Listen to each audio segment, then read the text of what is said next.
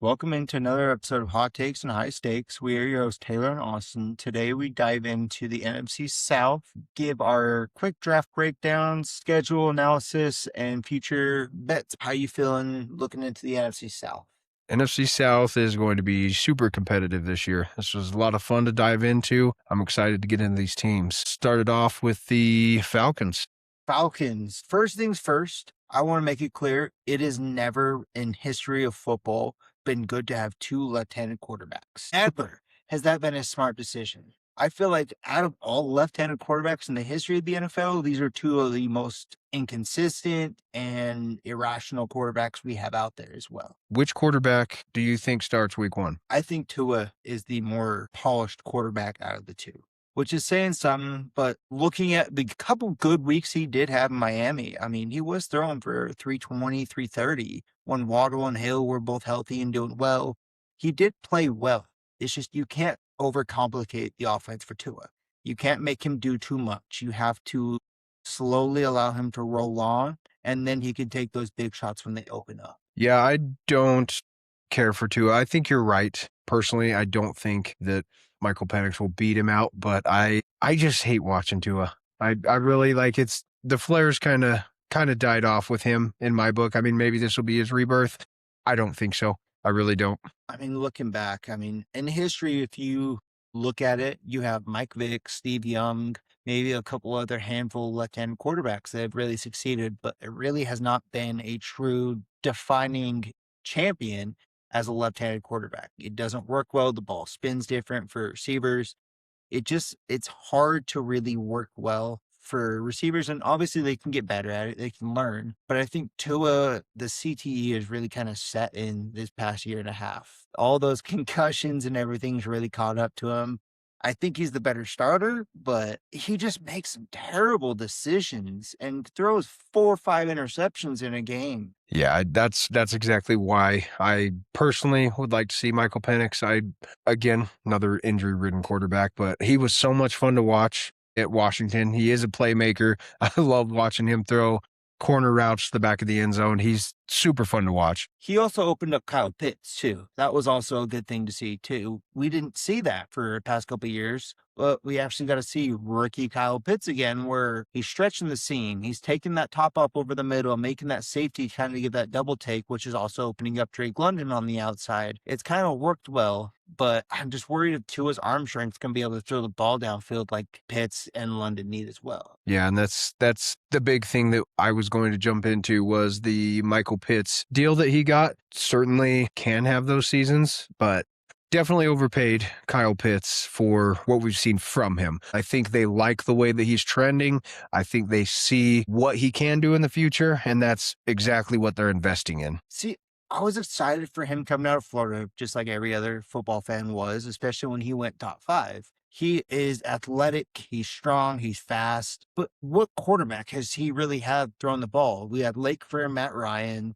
We have Kirk Cousins, who, I mean, we can all agree has not had a strong arm the past couple of seasons. He really hasn't been given the right opportunities. And I feel like Penix at least gives him that opportunity to make that deep ball, to allow him to show that 4.4, 4.5 speed that he still has.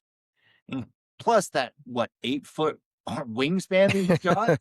Like, that's not made for... On paper, phenomenal athlete. But those wingspans not made for a dump off over screens down the middle. Yeah. That's made for 15, 20 yards down the field. Yeah, scheme was not friendly to him with Arthur Smith at all, but that's all changing. That's evolving. Things are looking up for the Falcons. Kevin Stefanski's going to really bring something different to this culture. I feel like he's really going to allow them to hopefully take that next step, because it's been a dark time for Atlanta the past couple of years. Stefanski's a great pickup, and coming into the talent that he has, maybe questionable at the quarterback spot, but the rest of the team, they're not great, but they're a solid team. They can do well. This division's very competitive, but if they can win some of these games in their division, get a couple of those non-divisional wins, I think they can be a contender. Maybe wild card team. I don't see much more than that, but I think their ceiling definitely set it at wild card contention. Obviously, they don't have a first-round draft pick because they have the James Pierre draft from last year. Kind of a weird situation, ties their rookie sack record.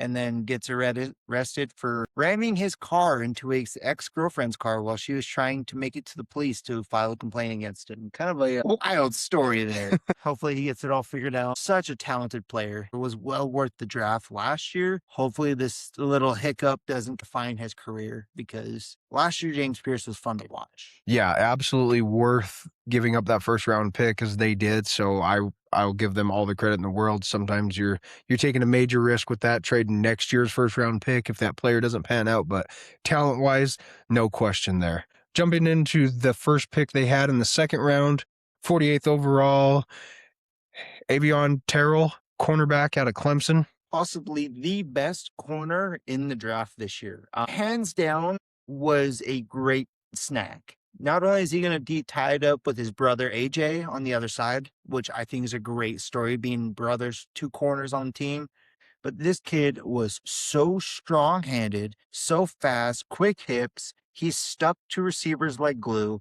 This was hands down the best cornerback in the draft this year. Yeah, super entertaining. Looking right here in the Mel Kiper right up here. 8 forced fumbles, absolutely incredible. That's out of a corner. That's insane. You have linebackers that don't have those kind of numbers. So That's a peanut Tillman. oh yeah. The only concerning issue with him is he is coming off that torn Achilles, which hopefully that's not going to hinder him too much. Hopefully that young age can allow him to recover. But I think that's kind of the reason why he did fall into the second round, because otherwise this would be a early first round draft pick talent wise. I think this would be a great way to shore up that secondary that really seemed to have some struggles, but they also had some young stars kind of show up late last year. They did. Yeah, their secondary is going to be strong. I really like this next pick. Zachariah Branch, wide receiver coming out of Georgia. I think this is a great addition to that team. Going to be some help for Drake London. I don't see Juwan Dotson being that guy long term. I'm not sure what caused him to fall in the draft. I don't know if it's injury issues, if it's a attitude issue. I'm not sure what it is. I didn't read anything into that. I would see anything. Just assume, looking at it, it's the fact that he's 5'9", 179 pounds. 179, that's low. You got to put a little bit of weight behind you. Phenomenal speeds. But then nowadays, like that short light receiver seems to kind of be the hot commodity lately. I mean, look at Xavier Worthy, look at Zay Flowers, look at all these short, fast slot style receivers that kind of been taking over the NFL recently. What happened to Xavier Worthy when his tight end ran into him going across the middle of the field? I'm just trying to make a point here. To be fair, that's what happens when you have a 21-year-old out there with a 39-year-old. You're going to get that miscommunication, and the big man's always going to win. Looking at the draft grade, I know it's only a few picks. I feel like they really did well, at least getting the needed positions, because they did reset their entire receiver room, getting rid of Darnell Mooney, getting rid of Hodges as well.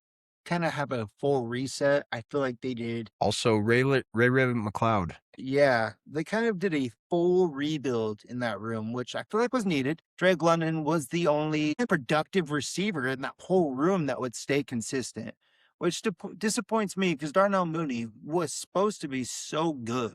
He had moments, but not a game breaker for sure. Looking at the depth that we went into in this draft, I'm going to give him an A just because the decisions they made last year, that first round pick, proven talent, it paid off. They addressed their issue at wide receiver. They addressed their secondary issue. They didn't solve everything, but for the depth that we went into with this podcast, I'm going to give them an A. Just the fact that they are missing the first round draft pick, and the reason why they're missing it is facing possible prison sentence. I'm going to have to say a B plus, because I feel like the two players they did get were excellent talent, very needed positions. Jumping into their schedule breakdown, I feel like the Falcons are always that 7-9, 7-10 team the past couple of years, right? That's usually where they're at. Pull up their schedule here. Into it, I'm just going to go ahead and kind of lean towards the under. I'm favoring the under as well. Just because I feel like they have a lot of questions on quarterback. Bijan's a extreme talented running back. Drake London's exploding out in the scene. Kyle Pitts, who knows, maybe he's getting better. That would be cool. But either Tua or broken knee Penix, like I feel like there's not really a good option there, no matter what side you play there. No, and looking into this, again, this division is just so competitive, and their non-divisional games that they play are super tough. They've got Pittsburgh, Baltimore, Chicago, San Francisco, Cincinnati, the Chiefs, like this is the first half of this schedule alone is absolutely brutal. Like it's very possible that they go 10 weeks without a win. I think one of these divisional games they will hang in there and maybe squeak out a win. Those first 10 weeks, I don't know that they get more than 1, 2 wins at Like most. every single NFC South game is always a battle, and you never know who's going to win. So they might sneak one or two out there. Who knows where we're at with Baltimore? Who knows if Lamar is back to being Lamar or if we're back to where we were last year? New head coach. I have a lot of questions in that situation. Honestly, I kind of like the under comfortably. I would put a decent amount of units on that. Anything else in this schedule that stands out to you? Possible ties? No, no. I would like to ask your opinion. Do you think ties belong in the NFL? Man, you just opened a can of worms. No, it needs to change. And I think within the next couple of years, I think we will see the tie go away. Once fans bitch about it enough, the NFL tends to lean in that direction of the majority. And I think you will see a change with the overtime rules. I don't think there's any reason to have a tie. But the one thing with that, when it does come playoff time, it does make the divisional shakeups fun when there's a tie in there, especially if it's a divisional game where there was a tie. It just completely throws all of the metrics off. But I'm not a fan of having a tie in Yeah. any sport. There should never be a tie. There's a winner and a loser. But it'll be interesting to see what Stefanski brings to this team. I think Raheem Morris did not help this team in any way. I still like him in a way for some reason. I don't know what it is, but just some of the decisions that he would make, you're like, how are you an NFL head coach? It's just, Yeah, I he feel like wasn't, he was young. It was his first head coach, and it showed a yeah, lot of that early mistakes. yeah. So I think Stefanski will be a good addition. And I also think that Michael Penix will end up being the starter at some point in the season if he does not start out that way at the beginning of the season. Well, we're going to see a 4 interception Tua game at some point during the It's season, coming. and it's going to be Penix the next One of my favorite props is a Tua interception. Absolutely. smash every week. Every week, smash that. He's the only quarterback that you'll see that has a 1.5 interception line, not just a 0.5. Always tip the over on pass attempts and interceptions thrown. Those are always safe props for Tua at quarterback. I feel like Bijan is a possible fantasy championship player. I feel like Drake London is kind of been emerging as that top 10 receiver. Kyle Pitts, who knows what we got with Kyle Pitts. But other than that, I can't trust this team. I feel like the addition of Brian Robinson is going to be interesting. Obviously, it's going to be a lead back with Bijan, with Brian getting maybe 4 or 5 touches a game. They just made this the most confusing fantasy backfield to watch. It was already confusing with those two players, and now they're in the same backfield. Cannot. How many people are going to draft Brian Robinson first overall in fantasy this year on accident? Somebody does it every year anyways, and now it's definitely happening. It's You going got to a for sure Falcons happen. logo next to him. Yeah, I'm not touching him in fantasy just because I'm afraid that I'll end up with Brian at some point. you don't want to be that guy. Next for this NFC South divisional breakdown, let's look at the Saints. How are you feeling? I feel like they're an interesting team. Personally, I think Kellen Moore could be a very good coach in this league. He's really succeeded everywhere he's gone as an OC with the Chargers and with Philly. He's done well. He's taken what he has and he's succeeded with it. And then last year we kind of saw that kind of come to with Chris Olave playing well. We had some kind of breakout from Tyler Shuck here and there. It was kind of a fun season to It watch last year. really was, yeah. Kellen Moore is one of my favorite young coaches for sure. I've followed him everywhere he's went because I was a big fan of him when he was the Boise State quarterback. Takes me back. Yeah, he's been a phenomenal OC, and I think he's just fit to be a NFL coach. Really impressed with how he develops these quarterbacks. He knew he wanted Tyler Shuck. That was his guy. Everyone kind of laughed at that pick, to include us. We were not banking on Tyler Shuck amounting to anything, and they waited. They gave him a little bit of time, and that guy came in there and just shocked everybody. Finished with so much momentum. Yeah, and I'm not gonna lie, I was on the Spencer Rattler stage last year. I thought he was the better quarterback of the two. I thought Yeah. he would have done better. I'm glad I'm wrong. It was fun to watch Tyler Shuck kind of come out and dominate the league, especially those last couple weeks, and really shock everybody and show that he is actually an athletic quarterback. I like Shuck even more now that I've seen some of his candid interviews that he does. He's just a dude, like somebody that you'd absolutely want to go out there and drink beers with. Yes. Oh, yes. Kind of interesting adding Travis, what do you want to say? Achan, Etienne? It's Travis Etienne. If it's your first year coming in the league, you can say, my name's actually pronounced this way. People don't know you, but you can't be on your second contract and then say, my name is Achan, one of the best performing running backs in the NFL last season Yeah. that happens to play for the Dolphins. No, his name is Travis Etienne, as far as this podcast is concerned. But all jokes aside, I think that's a great addition for this team. Moving on from Alvin Kamara, I really think that this adds that pass catching backfield ability. Really excited to see how he fits in here. Dumb decision by the Jaguars to get rid of him, in my opinion, but Yeah. it comes down to business rules. I kind of feel like he's more of a same play style with a little bit more athleticism. I mean, to be fair, we do have a Travis Etienne 1,000-yard rushing season. We never had one of those with Kamara. So it's kind of exciting to decide, kind of see them pair up. Kind of curious what they're going to do with tight end. Juwan So Johnson. I'm kind of curious with the moving on Taysom Hill. I mean, it's kind of needed. He is in his, 30-year-old kind of Swiss Army knife. Everyone's kind of predicted that kind of play now. He did have a couple good plays, a couple good games last year, but Jawan Johnson clearly tight end number one in that camp. Bring in Noah Fant this offseason as well to kind of shore up that position group. Everybody's bringing in the at least two tight ends. Everyone's got to have that 12-man, 13-man personnel package because it's trending in the NFL right now, and it works. Yeah, and so many plays are able to run off it. You got RPO options. You can run the ball very easily with a lot more protection off it. It's just great, especially with all these receiving tight ends. Before we get any further, let's go ahead and jump into their drafts. First round draft pick. Who do we got? Jumping into their draft, Jordan Tyson, potentially one of the best receiving prospects behind Cardinal Tate this year. He was electric coming out of USC. How do you feel about him? Yeah, this pick, as far as that team goes, I think it shows that they have full confidence in where they need to be going forward. If you're grabbing a wide receiver, you obviously don't have concerns with your offensive line. You don't have major concerns with edge rushers, corners.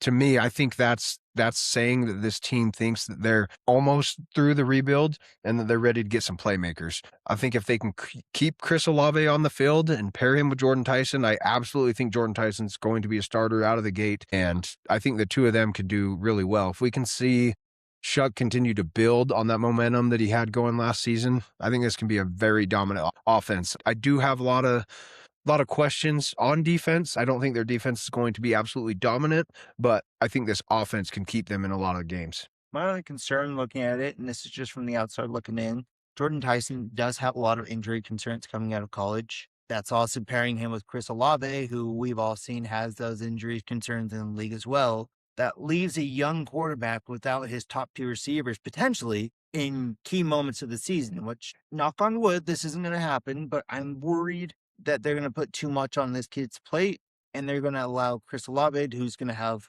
10th concussion of the season. Chris Olave can't make it through an entire season. We know that. Which is sad because he is very talented. But I'm worried about this kid's injury history. Hopefully that's over with. Hopefully he's grown, he's healed, and we can move forward. But that is something to kind of keep an eye out for. Second round draft pick, we have a defensive tackle, Christian Miller. Coming out of Georgia. Yeah, I think this is a good addition for that defensive front. Should be plug and play. They've seen him as an edge rusher as well. He's great pass rusher, 30 pressures in his college career. He's only played 693 snaps as a tackle, as a D tackle, and then he played 311 as nose tackle. So very interior oriented defensive lineman. So probably taking on a lot of double teams in the SEC.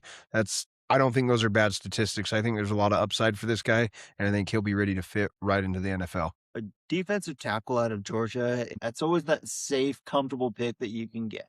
It's always out of Georgia, but as we're seeing this year, that Texas Tech, I don't think there's anyone on that defensive front that did not get drafted in the NFL. Yeah. Personally, I'd have to fact check that, but I'm pretty sure everyone on that defensive front went to the NFL. If I'm not mistaken, I'm pretty sure at least 7 of their 11 starters went to the NFL in this draft. Looking into the next edition is Oscar Delp, tight end, another one out of Georgia. I think this absolutely adds the depth that we've been looking for with Taysom Hill leaving, as you mentioned earlier, Juwan Johnson and Noah Fant. That's a pretty decent tight end room. I think that gives you plenty of versatility. Juwan Johnson, probably more so your more downfield pass catcher. Noah Fant, those short routes, he's definite good blocking tight end. No fan can't stay healthy. I feel like I could definitely see Delp take over on the depth chart over Noah Fant and kind of be that number two right behind Juwan Johnson. But like we were saying earlier, that 12, 13 personnel, it kind of seems to be popping through the league lately. I feel like he could get a lot of saps, especially late in the season, get a lot of meaningful catches, especially if we have a possible injury with Jawan Johnson isn't young anymore. He's not in his 20s. He is getting up there. He does need those breaks on his body. Overall, what are you grading this draft? They got some needed positions. They got a very, very talented receiver in Jordan Tyson. I kind of like an A minus, maybe a B plus. I'm gonna stick with B plus. Just feel like I think they could have got some more offensive line help. I feel like that was the most needed position, offensive line, possibly maybe even a linebacker. They could really use some linebacker help. Yeah, agreed, and that's why I'm going to give him a C. I think taking a wide receiver shows confidence in the team that you have, but I do think that there's positions they should have addressed. I always one of the first 3 rounds I want to see an offensive lineman. Every team, it doesn't matter for me to be happy and give it an A. I want to see an offensive lineman. Unless you're the 2012 New England Patriots offensive line, I think you need to be drafting linemen. No matter what type of offenses you run, if you do not have a strong offensive line, you do not have a strong offense. And I know they've shored up a lot of offensive linemen in their previous drafts, especially in the early rounds, but it's still nice to see maybe third round interior guard, something along that line, just to shore up that safety in case someone does get hurt. You have someone you can plug and play. Absolutely. Season win-loss total sitting at 7.5. What I see pretty much across the board. Initial thought, I'm favoring the over on this. Let's pull up the schedule and dive into it. Okay, let's look at the first 4. You got Detroit, Baltimore, Las Vegas, Atlanta. That is not Two out of easy. four. I mean, what 2 are you giving them that easily? I'm pretty high on the Saints, so I I think they can beat Baltimore. I think they can beat Vegas, and they can probably beat Atlanta based on their quarterback situation. I think it's back and forth with Baltimore. I'm curious on what we have. Obviously, we bounce back and forth on which Baltimore team went there, but I'm kind of giving that edge to Baltimore on that one. Detroit, obviously, I'm giving to Detroit. Early season Detroit, yeah, you got to favor them. Yeah, yes. Other than that, they do have a couple easier-ish games in that back end of the season. We get Tampa Bay a couple times late. We get Falcons to end off, Carolina late. Would you have somewhat of a have a nice bounce back though with that Cleveland right after the bye? I mean, what better team to have coming out of a bye than Cleveland? Yeah, and a bye coming off the game in Paris as well. I think leaving week 5, I think Minnesota, they'll take New York, they'll take Pittsburgh. Those games overseas, you never know what's going to happen with there. And then you get a rest week, like you mentioned. Yeah, Cleveland, you love to have them coming off of a bye week. You're going to go another divisional game against Carolina. That's going to be a battle. And then the tail end of the schedule is pretty doable for where this team sits. I don't think any of them are going to be definite wins. I don't think any of them you can chalk up as definite losses, but definite coin flip here from this week 14 to week 18 stretch. Certainly, I don't think they're the caliber of team to beat the Green Bay Packers coming off of Jordan Love Toyota-thon. It's just it's, after Thanksgiving, I would not fade the Packers. So yeah, I think that tail end is really going to be the difference maker with this under-over line. I don't think that they're beating the Giants. Looking at it, I see them having some tough games. I want to take the under. I think the Saints are going to do well, but I do think that is going to be some growing pains and there's going to be some actual injury pains that is going to plague this team. I hope not, but this team has been injury ridden throughout a couple of years, and then they're bringing in players with more injury issues, and it's red flag to me all. Yeah, I'm taking the over. I think within this first 7 weeks, if they can win at least 3 of those from bye week on, every one of these games is a coin flip, with the exception of probably the Packers. So I think over is a safe bet on this one. All right, so we're at a pass. Closing thoughts on the Saints. Ooh, I think moving on from Kamara was possibly one of the best decisions they could have done. I think it was maybe a year too late, though, feel like they should have done that last year. Would probably put them in a better situation this year. They got some good talent at receiver. They have some good talent on offense. Is Tyler Shuck going to be able to put it all together? And is Kellen Moore going to be able to keep them all in line and allow them to grow? Absolutely. You're going to look at 9 wins, New Orleans Saints. I'm thinking more of a 6-7 win New Orleans Saints. 7.5, which is basically 8. I think 7 is about the best case scenario what we get in the Saints this year. Yeah, you don't know shit. All right, jumping into the next team, we have the Tampa Bay Buccaneers. Kind of the most interesting team. How you feeling about this? The only reason I have any interest in the Bucks is Baker Mayfield and Emeka Buka. That's my interest. Mike Evans is gone. That was the heart and soul of that team, in my opinion. I don't have a lot of high hopes for the Bucks this year. I really think it'll either come down to them getting rid of Baker Mayfield, which not rightfully so, but Todd Bowles probably dismissing by the end of the season if they duplicate what they did last year. Do you But think he makes it to the end of the season? yes, yeah, it wouldn't be a midseason firing, in my opinion. I don't think they're that type of organization. But last season, we look at their first 6 weeks. I would have told you that Baker Mayfield was going to be the MVP of the NFL. Absolutely incredible. Emeka Buka was going to be Rookie of the Year, and it was clear. Somewhere along the lines, we saw Baker kind of fall off, and it didn't make sense. Baker was hurt. He was trying to make too much happen for the team when there was no one around him. The backfield completely tore up with injuries. Wide receivers tore up with injuries. Offensive line did not help him in any way, and Baker's just an all-out player. I will back this guy anytime. Yeah. And those losses aren't on him. Yes, sometimes he doesn't pull you out of those situations that he needs to, but Baker's not your problem there. He's going to do what it takes to win, and you can't coach that mentality into a player. He's a winner.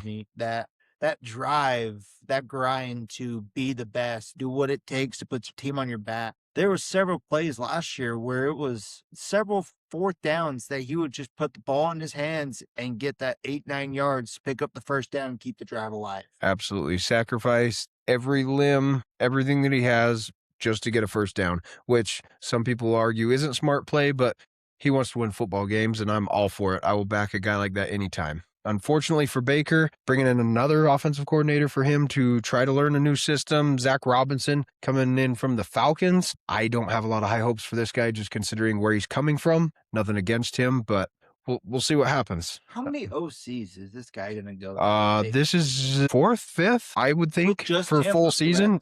With just no, because he went through how many OCs in Cleveland and how many offensive coaches when he went through that? At least 3 in Cleveland. Tampa Bay, through that whole LA and Panthers season. I'm not counting that. Not counting any of that. He had to go through several different systems he had to learn that year as well. Yeah. I feel like this dude is constantly having to learn a new offensive system.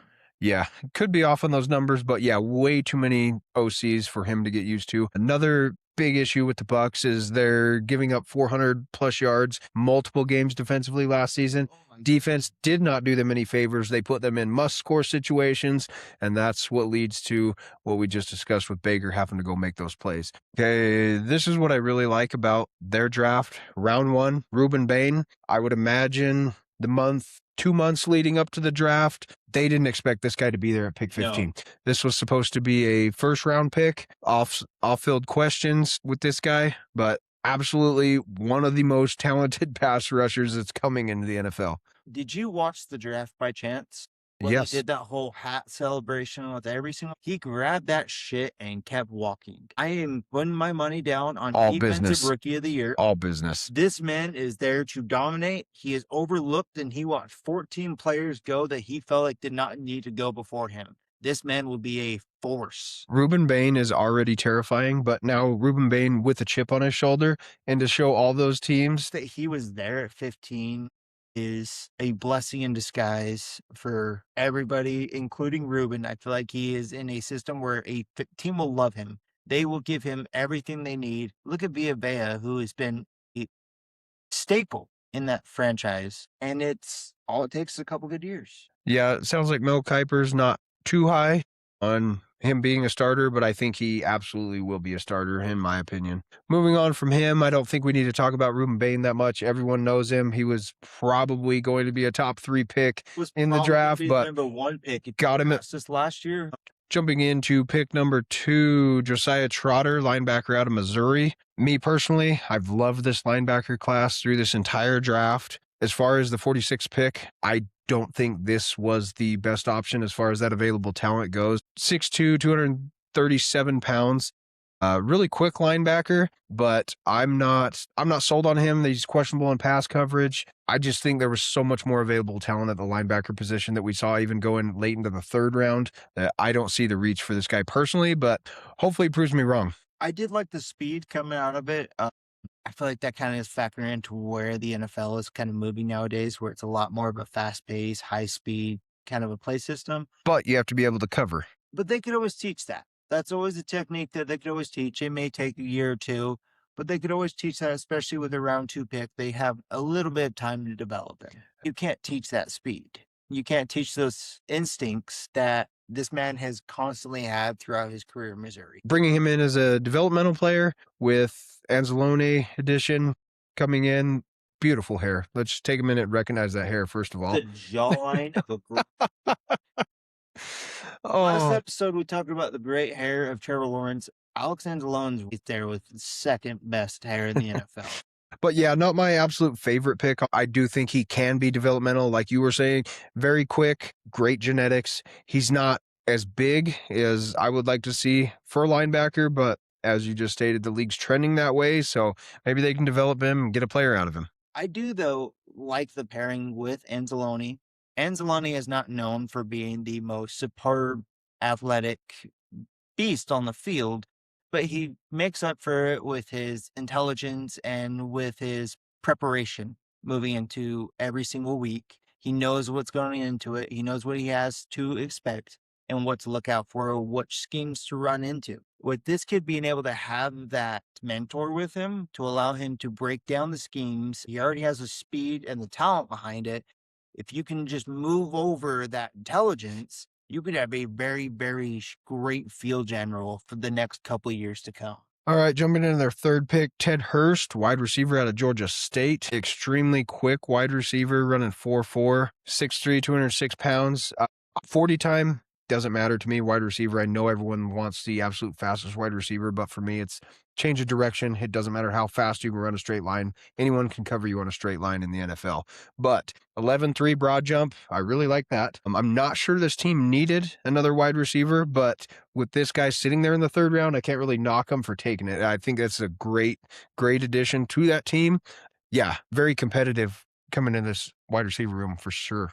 Definitely need to make up for at least Mike Evans leaving, at least not for the playmaker ability. Chris Godwin and Mecca Buka will obviously be a great 1-2 with Tez Johnson, but I feel like this kid was a very great player, even though he was playing in Division II, kind of an unknown school. The combine did allow him to break out, allow him to kind of put his name on the board and jump up into the third round. I just hope that he can develop and do something meaningful and not just be another cog in the system. Yeah, I know typically we haven't went beyond third round in this podcast for the most part, but I do want to mention Keontae Scott. I'm very big on this guy, and I was surprised that he went as low as the fourth round. Extremely quick, 4.3 40, 44-inch vertical.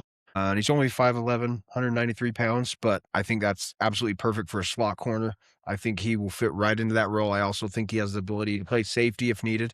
Wrapping up the draft for the Tampa Bay Bucks, what grade are you going to go with? I want to give them a B plus, which I know I've kind of given out a lot of Bs so far in this division. If it wasn't for the Ruben Bain, I would give this team a C minus. I feel like that was the biggest pick they could have done.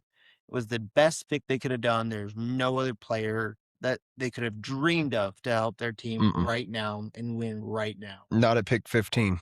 No. Not going to be there. But yeah, they're obviously taking a gamble. There's maybe some questionable character issues, but I think this guy is going to be all business. I think he has to prove himself, and I truthfully think he'll do that. So I'm jumping in, giving him a B as well.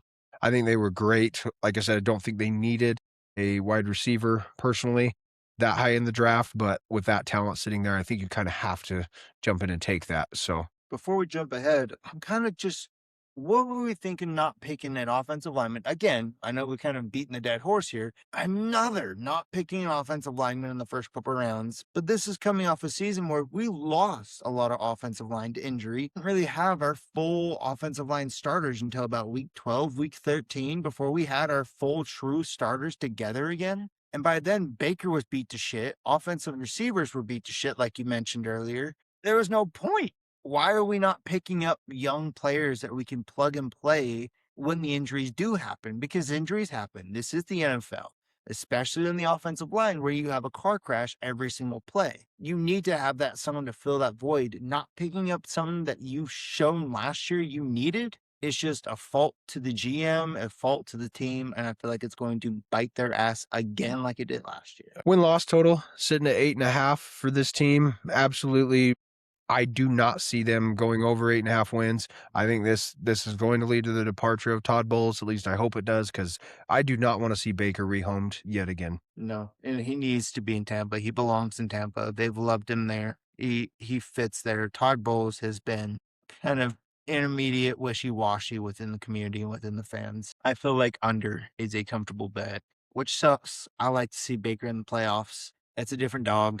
I like to see all the other players in the playoffs because they kind of seem to shine, but I just don't want to see Todd Bowles in another year. And if they make the playoffs, I don't think they'll move on from Todd. The NFL just does not like the NFC South. Like, looking at this schedule, the first 9 weeks prior to their bye, it's very possible they don't win a game. They get hammered. I mean, they can probably handle Cleveland, but you never know. Cleveland's always that team that'll just show up there and surprise you. I think that'll be a grind, but obviously Baker has a good game. He can go out and beat a team like that. Maybe Minnesota, but there's a stretch right in here that's just absolutely brutal between the Packers and the Chicago Bears. Doesn't get any better after the bye. You got to go play Detroit. Another tough divisional game with the Carolina Panthers. I just think the Chargers are going to be competitive. I know you don't think so the same, but I do think the Chargers are going to put a run for their money. I absolutely think the Chargers are going to be competitive. I just don't think they're winning their division. Let's see about that one. Other than that, I mean, we got the Rams second to last week.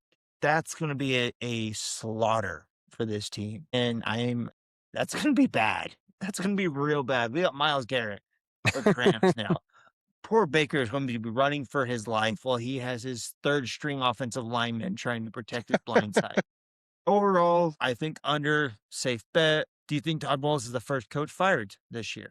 Him or Aaron Glenn? I feel like Aaron Glenn, they're going to give him the end of the year before they'll fire him. Being a stalwart in their team late in the 90s when he was a player, I feel like he gives them at least the end of the year. Todd Bowles is kind of my big. I don't think it'll be in season. I really don't. I could be wrong. I don't think so. If they start out 1-7, 2-8, I feel like you can't do anything else. That's but fire him. Probably just my personal preference, though. I am not in favor of in-season firings. I just don't think that achieves anything whatsoever. I mean, other than making a statement that we're going to win here. Aside from last year, they were the reigning division champions for the last 2 years, which isn't saying much when they've done it with 8 wins. This division is very competitive, and the Bucs are going to be probably at the bottom of it. It'll be a toss-up between them and the Falcons. All right, for our last team, we've kind of saved the best for last. I don't know about you, but I'm possibly the most excited for this team. That's Carolina Panthers.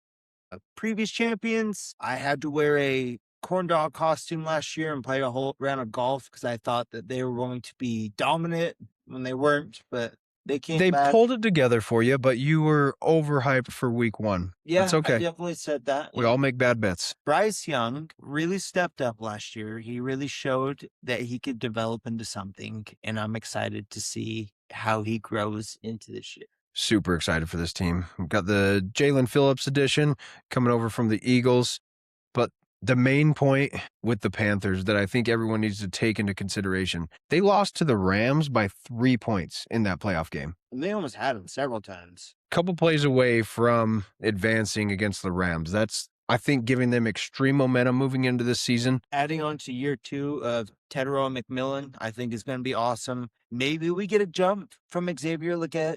I don't know about you, but I'm a very big fan coming out of South Carolina when he was taken in the first round a couple years ago. The potential's there. We just haven't seen it yet, and I think you will. the offense just hasn't been good as a unit previously. Aside from running the ball, they've been pretty consistent at running the ball. That's kind of what's kept somewhat competitive. But yeah, I think you're really going to see this pass game flourish this season, especially. I don't think that they picked the right running back in this situation. I think that they picked Chuba when they should have picked Dowdle. Yeah, if you're going to keep one, keep Dowdle. Yeah. I'm not upset by the whole situation, but Yeah, of course you're not upset. I mean, obviously, but I feel like Chuba in his own right still deserved a contract extension. He did really well the past couple of years, has been consistent, but Dowdle just took over the backfield last year and made him irreplaceable. And I yeah, don't know what they're gonna do this year. it was obvious though with Chuba, like that organization for whatever reason has always favored Chuba. Like he's always had the lead role, and I don't quite understand why. And we saw that middle of the season last year when I think you've stated before we had prime Barry Sanders out there with Rico Yes. Dowdle on the field. So all right, with that being said, let's jump into the draft. Defensively, I think the additions that they added, though, was very key to this year. I think adding in Devin Lloyd, bringing in Jalen Phillips, I think those two alone is really going to shore up this defense and allow them to really take that next step and to really be the division dog, be the top dog in the division of really the division of chumps. Yeah, I certainly have them taking this division as well. All right, thank God. Hallelujah. First pick of the draft for the Panthers, an offensive tackle. Finally, a team that gets it. Taking a tackle out of Georgia. Need I say more? It's what we've done in the NFL for the last 15 years. That's what we should be doing. 6'7", 315 pounds. Mel Kiper calling him possibly the most physically gifted offensive lineman at the combine. Sign me up. Freeling has really dominated that position in the SEC against very, very talented edge rushers. We saw it taken in this draft, and he still kept his quarterback clean, kept him safe. Like, this is just the pick that you need to get to keep Bryce Young healthy. Yeah, something worth highlighting out of this article on him too. 1,500 plus snaps with only 3 penalties. 2 of them were holds, 1 false start. That's absolutely incredible playing in the SEC with the kind of talent that you're matched up against. I think he's absolutely going to be a starter on this offensive group, and thank God somebody gets it. A false start, I'm going to give him a pass too. Playing in an SEC stadium with over 100,000 fans, that's loud. Only one false start in that many snaps, that is very incredible. And holding, that's also very incredible at the speed that these defensive tackles and edge rushers have had. Jumping into the next pick, another Texas Tech. Holy shark shit. Texas Tech defensive lineman. Who would have saw a Texas Tech defensive player drafted?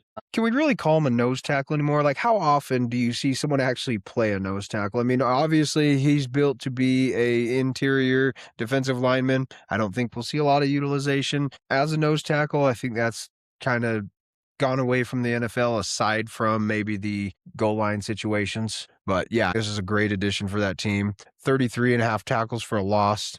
That's absolutely incredible. Nothing but good things to say about this guy. I think it was a great pick for this team. Yeah, another great defensive player out of that Texas Tech defense. A little light for a nose tackle for my liking. I like that 310, 315 nose tackle position, kind of shore up that A gap. We've seen a lot of them this year. We've had the same Yeah. conversation about a lot of defensive linemen, so maybe we're seeing a little bit of a change. We're drafting for speed, not necessarily for size. Kind of curious about it because we're still seeing a lot of offensive guards still going in that size over speed situation, which they still have that speed, don't get me wrong, but kind of curious on that how imbalance is going to go. It is kind of an odd trend, though, because you see all these offenses move into this heavy package, 12, 13-man personnel, and we're seeing lighter and lighter defensive tackles, lighter and lighter linebackers. Not sure that that's going to give you an advantage against those packages. And Well, who has the advantage in that situation is what my question. I guess it all depends on what the scheme is and what you're trying to do, honestly, and probably comes down to play recognition, especially at the linebacker position. But on the defensive line, if you're going heavy personnel, running, I don't know, play action, or if you're handing the ball off, somebody who's sub 300 pounds, I feel like you're getting blown off the ball in heavy packages, Yeah, giving up 6 yards. you run a power run offense like the 49ers like to run. They have heavy interior offensive guards. They're just going to run down the middle against these guys. But at the same time, they're not going to be able to do anything against the pass. I will say, I think it gives you that versatility Yeah. where you can see these defensive linemen even drop into coverage at times. It gives you it with defensive linemen that are this quick and this athletic, it essentially eliminates the screen from affecting you depending on how poorly they recognize it. But if you know the screen's coming and they're quick enough to get back to it and not get upfield, because that's what sets up the entire screen. You want to talk about opening up a can of worms. Don't get me started on the overrun of It's so screenplays in the frustrating. When offenses. you see him, you're like, stop going upfield. I'm sorry, but it's 3rd and 12. Why the fuck are we running a Oh, running back screen right now? the- We're going to get a couple yards and maybe we'll break one off. No, you're going to get your ass stomped and have to punt. I wonder why. The 1 out of 10 times that it actually works. Let's stick with it every single 3rd down. I'm cool with running back and receiver screens, but not every single play, not every single drive, maybe 2 a game. All right, jumping into the third round, Chris Brazel II, wide receiver out of Tennessee. 4'3", 40, 6'4", 198 pounds. This is a tall, long, quick downfield receiver. I think he's going to fit great within this group. They've got that smaller slot position already pretty well filled between Tedero McMillan and Xavier Legette. They played him a lot on the outside, but I think he's going to fit in so much better not being the dominant outside guy. And see, I think Legette playing slot would be great because you have 6'3", 6'4", Tedero McMillan on the outside playing that Z position. You throw in Brazel on the X to kind of take that side away from that safety, kind of give that double safety look and allow Legette to make it over the middle. Tight end's kind of a weak spot of this team. So this really allows them to kind of explore their options on playmakers and kind of spread the field out, allow Bryce Young to have options. I think that's the biggest key is give Bryce Young the options. Absolutely. Before we wrap up the draft discussion, what grade are you going with? I like the offensive tackle. I really like the offensive tackle. I'm gonna give him a B plus. I gave him an A Yeah, I knew you would. I like just because they addressed the needs better than almost anybody else. Arguably, I think the Falcons drafted for need probably the most. This team's right there behind them, so I felt like it was right to give him an A for the way that I graded this. yes. I my next question. Do you think it's Bryce Young at quarterback next year? Do Yes. you think we're looking at a new quarterback No. for this team? No, Bryce Young's trending in the direction. This team has stuck with him when he wasn't good. He wasn't showing what he needed, but this team had faith in him. And now they're finally getting the result that they invested in. And I think he'll absolutely remain the quarterback of this team. I think we're going to see nothing but upwards trajectory from Bryce Young. I like the kid. He was supposed to be one of the smartest quarterbacks coming out of the draft ever. Like one of the highest Wonderlic scores in the history of the test. But the size is the only thing that's kind of obviously concerned everybody. The 5'9" frame, the buck 80, which I know coming from my size, I can't say much, but I'm not getting sacked by 300-pound defensive tackles every day. That is my only concern. The kid is very smart. He has a great arm. I just hope that he can be put in the system that will allow him to succeed that he needs. He's got weapons for sure. The only thing that's questionable on my end would be the run game.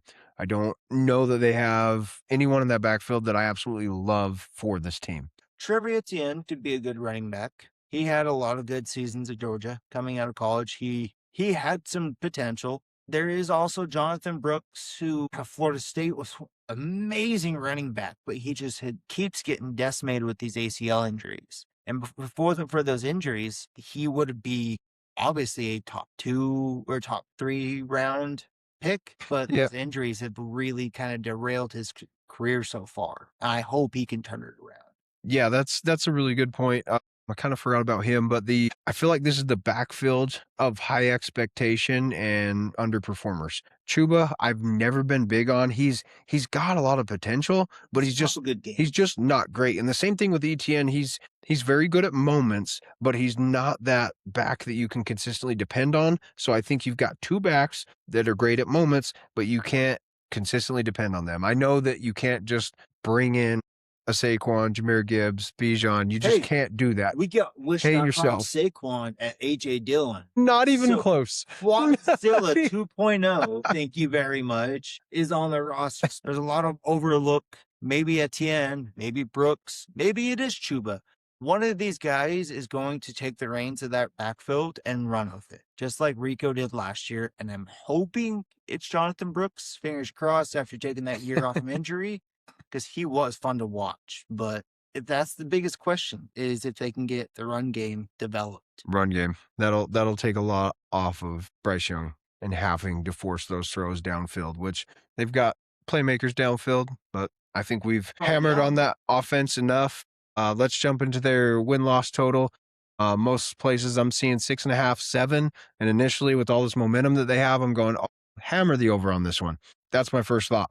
You look at this schedule, and it is absolutely brutal. Jumping in there, week 1, they have to go against the Chicago Bears, divisional game. You've got Cleveland, and you've got Detroit. But this middle stretch of this season right here is just absolutely rough. I mean, I see onesie twosie wins. I still am leaning towards the over, but this is not a friendly schedule by any means. I think the NFC South got absolutely hammered with their schedule. Personally, the AFC teams that they have to play, it just make it really tough for them. The over due to the momentum, but I'm still a little upset having to wear the corn dog costume last year. So you're betting the under out of spite. I'm a little bit. They are the division champions. They do have the momentum, and luck is on their side as of right now. I hope that they can move it forward, but every single game is going to be a battle. And I know you've said it before, but this is a gauntlet of a schedule.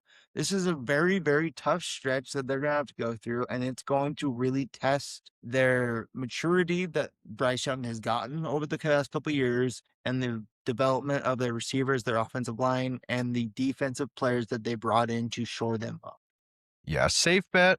If you're seeing that line at 6.5, some books have it at 6.5. I think they can get to 7 wins. But that 7.5, getting to that 8-win mark, that's where this division is at across the board for the most part. But I don't know if they can do 8 wins. They have the potential to, but if you want a safe bet, you see that 6.5, I think you could jump on that. Do you, looking at this whole division, do you see this whole thing being within about 2 wins, 2 games? I would say between the top and the bottom, I'm going to say 3 to 4 range at most. Probably more likely 2, 2.5, like you're saying. I still am favoring the over, but slightly at that 7.5 mark. I'll put them in for the over. You know what I think is going to screw them the most? I think that the Panthers are going to get a tie this year. But I just get that feeling that the Panthers are going to tie a game. Philly after the bye week. You know what? Philly after the bye week. When Philly won the Super Bowl, the only team that actually gave them a good challenge was the Panthers. I mean, Rams had their chance, but the Panthers really, really tested Philly. I could see a tie. You heard it here. That would be fun. Can you imagine how pissed off Philly fans would be if they tied with the Panthers, though? There would be riots. Where are you finishing, under over? I'm going to say take the under. I'm going to take the under. I think that tie is going to fuck them. That's out of spite. Yes.